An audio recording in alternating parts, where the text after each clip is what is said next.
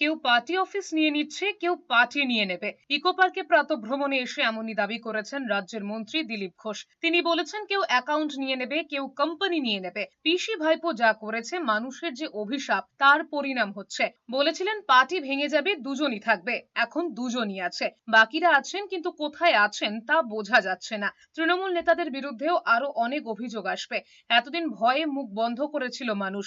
শুধু একজন দুজন নেতা নয়, শত শত স্বরূপ বিশ্বাসের মতো নেতার বিরুদ্ধে টাকা নেবার অভিযোগ আছে। তারা পালিয়ে গেছে, গায়েব হয়ে গেছে। তারা জানতেন অভিযোগ হবে, তাই পালিয়ে গেছেন।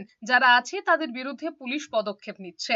কেউ পার্টি অফিস নিয়ে নিচ্ছে, কেউ পার্টি নিয়ে নিচ্ছে, কেউ অ্যাকাউন্ট নিয়ে নেবে, কেউ কোম্পানি নিয়ে নেবে। পিসি ভাইপো যা করেছেন, মানুষের যে অভিশাপ না, তার পরিণাম হচ্ছে এটা।